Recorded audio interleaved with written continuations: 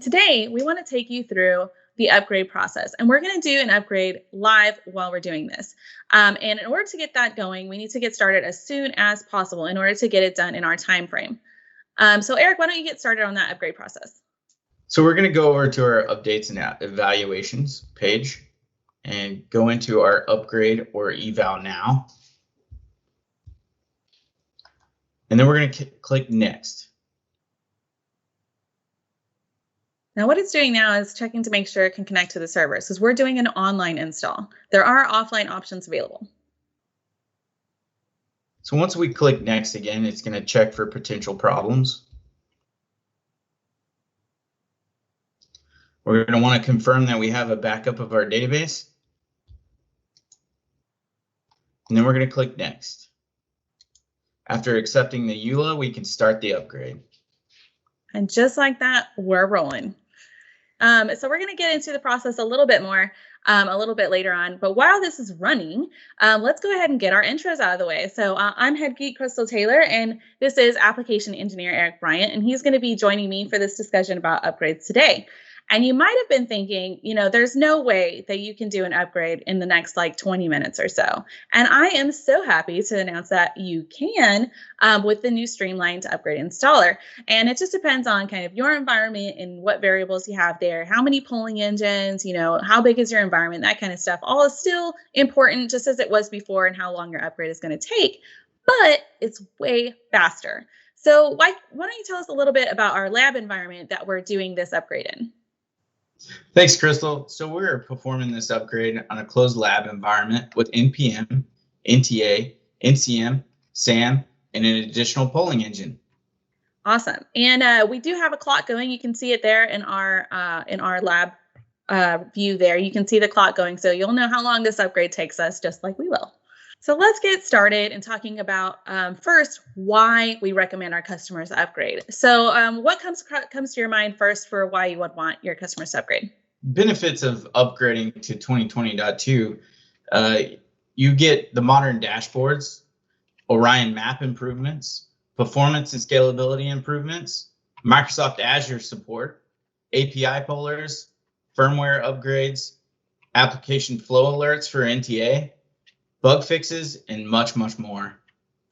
Yeah, that is just scratching the surface. I mean, we only highlighted a couple of things from the modules we have on this instance. If you check out the release notes or any of the product blog posts from our product managers, you'll see that there are way more features involved as well. And I think one of the key things to highlight there is bug fixes. Every release comes with bug fixes for known issues. So be sure to check out those release notes to look at the bug fix notes as well to see, if your particular issue may have been resolved or any of that information. I think that's really important. And I do also want to give a shout out because we have another session in this Slack camp for modern dashboards, which I'm also a part of. So go check that out.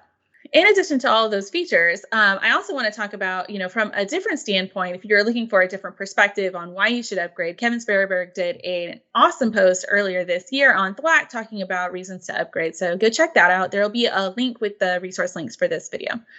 So check it out. And the other things that you can that you definitely need to know about when you're doing upgrades, there are requirement changes, and there are some things that are going to be deprecated, and some things that were deprecated which came back, like the support for Server 2012 and SQL 2012, which had gone away, but we listened to our customers and brought that support back. So as you can see, there are lots of reasons to upgrade, and a lot of those reasons, if you have a support case open, one of the recommendations, of course, is going to be to upgrade, obviously, because as I mentioned, there's a lot of bug fixes in there, and there's a lot of improvements being made to the back end all the time. So your issue may be resolved if you just upgrade to the latest and greatest software. So now that we've got the why you should upgrade out of the way, let's talk about the what, the upgrade preparations and the upgrade itself. Well, just like any other software upgrade, there are some things that you need to do ahead of time, like trying to find your server access and also trying to figure out where your APs are or any other type of servers that are involved in this actual installation. Yeah, which is really important because I've run across, newer Orion admins or newer to that environment admins that didn't know that NTA was installed, for instance, or didn't know it had a separate database. And so when they do their upgrade, they leave those parts out. So knowing where your servers are and how many servers you have is really important. Also, trying to find a DBA that's on hand for database server access. Yeah, a lot of small shops don't have DBAs. So, you kind of have to become the accidental DBA and you got to do it yourself so you can do those backups. And speaking of backups, that's another step that's really important is doing a full database backup for each database that's involved. So if you have an Orion database, which is obviously the first one, you're going to do a full backup, not a simple backup, a full backup of your Orion database. And if you have an NTA database or a log analyzer database, then those also need to be backed up before you do your upgrade. Also understand if you need to migrate to a new server or perhaps go into a different SQL server, you want to make sure that you actually have a plan in action to go to either SQL 2016 or you want to stay on SQL 2012, just depending on if you're actually going to have NTA or log analyzer in your installation. So if you don't have those, it's not going to require SQL 2016. And in the new version of Orion 2020.2.1, we're allowing you to go to server 2012. Right. So if that was previously a hurdle for you that you wouldn't update because you can't get a newer version of server, so you can't get server 2016 or a server 2019, and you only have 2012, then you can still have that support and you can still get the latest and greatest Orion platform with 2012. Right. And you also have a few other things to take into consideration is when you're going through the pre-flight checks, you might actually check the upgrade advisor first and see if you have to do any step upgrades or if it does actually require a new OS for the actual version that you're installing, which we know that server 20 that NPM 2020.2.1 will allow you to go to server 2012 if you don't have NTA and log analyzer, of course. Right. And that upgrade advisor is available in your customer portal at all times. And I think it's really important to note that the differences between the upgrade advisor and the pre-flight checks that you saw it go through in the beginning when we started our install, it did some pre-flight checks. I think it's really important to know that there are differences. The upgrade advisor, you can input your information so that it will check your server OS information and it will check your SQL information. It requires you to know those things, but it will also tell you if it's no longer supported. So if you do, say you're on an older version of NTA where you were still on Fastbit database, then you may not know that you need to move it to a server with SQL Server 2016 Service Pack 1 or later installed on it. And you wouldn't have prepared for that ahead of time. So using that upgrade advisor to help you make that plan can make a big difference in your upgrade if you're on older versions, especially. It's really great for those stepped upgrades, like Eric mentioned. Like if you have to do, say you're on a really old version of Orion, you came into this environment and it's still on like 11.5. I recommend using the upgrade advisor because it's really going to help you step through that process and tell you if you need to make changes, because the likelihood is on a version that old that it is going to be stepped. You're going to have to upgrade to a lesser version than the current one before you can get to the current version at least one time. And I've been through lots of stepped upgrades in my time. And I can tell you that in the past, they were quite complicated. So you want to make sure that you're using those resources available to you in order to have the least amount of issues. You also want to check the resource requirements of 2020.2.1 because that'll make sure that you're up to date with CPU, memory, disk space, and some of the times the pre-flight check will actually help with that depending on where you're installing this piece of software. So yeah, and the resources, if you've been around a while, you may not have known that a few versions ago, the resource requirements have all been updated as they've implemented new features, starting with like NetPath and then PerfStack and those kind of things. As they implement these new robust features, it does require more resources. So, make sure that and make sure you include, the number of modules you have installed when you're checking your resource requirements to make sure that you can actually support all of the great new features that we were mentioning earlier in your why you should upgrade. And of course, this was the online install. There's an offline installer that we won't be showing today, but if that suits your needs better, please install it at your leisure.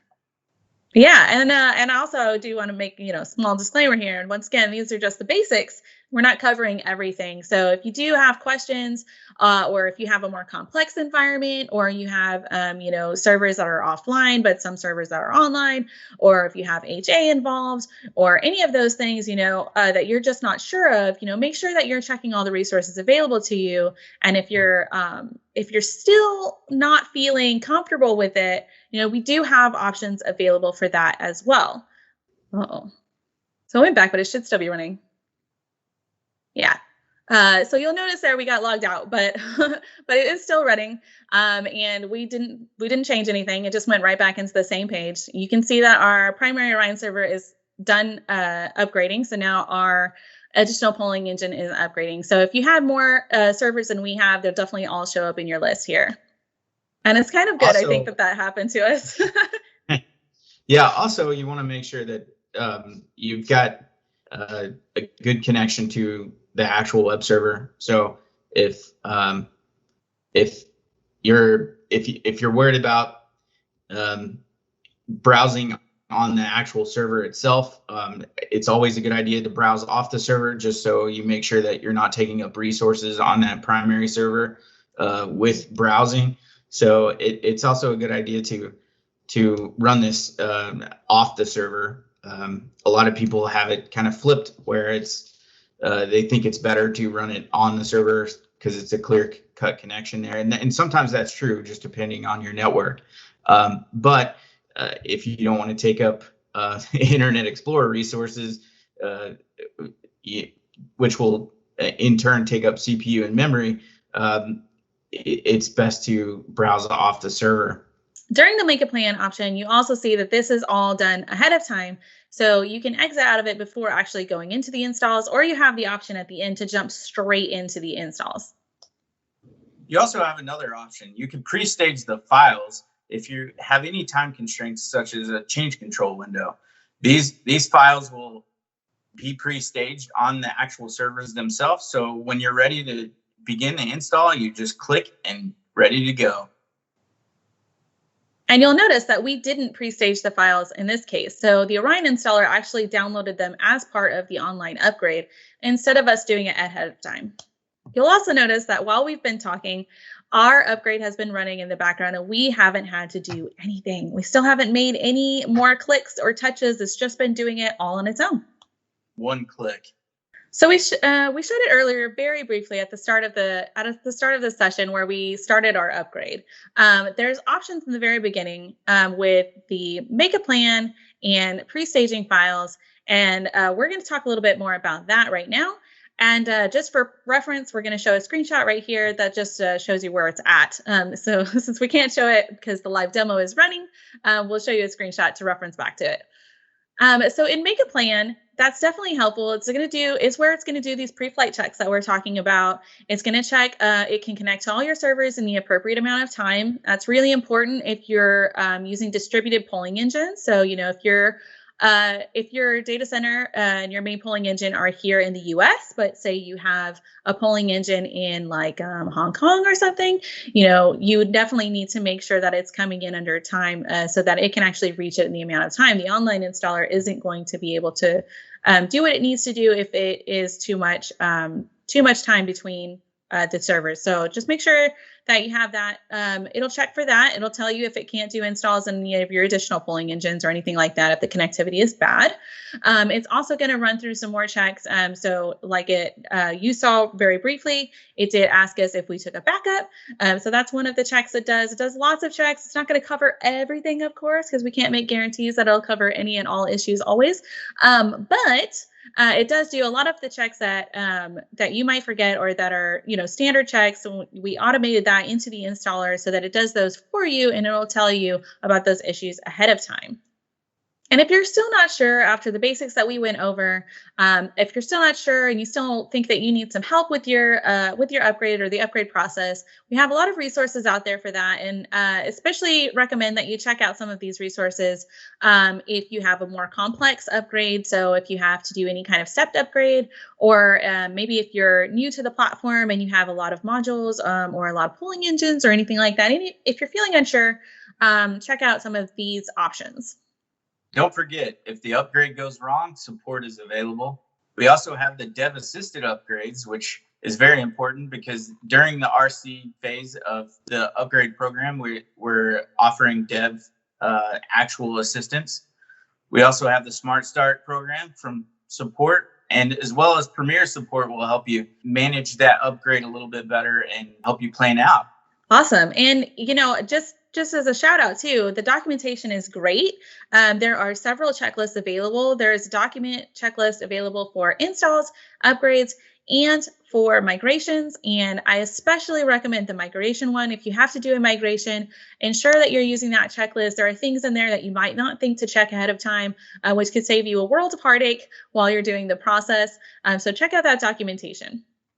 So as you can see from our live demo that we didn't have to do anything else. We didn't have to click any additional buttons. It went through the upgrade process on its own. It upgraded the primary polling engine, and then it upgraded our additional polling engine when that one was complete. And if you had more, it would go through all of them. And that's fantastic. So thank you, Eric, so much for taking us through the process today. Thanks, Chrystal. It's been a pleasure. And thank you to all of our viewers for joining us on this journey today. And if you have any additional questions, I encourage you to reach out to Thwack or to check out the documentation or any of our resource links that we've included. And we'll be live in the chat for a little bit. So feel free to ask us some questions.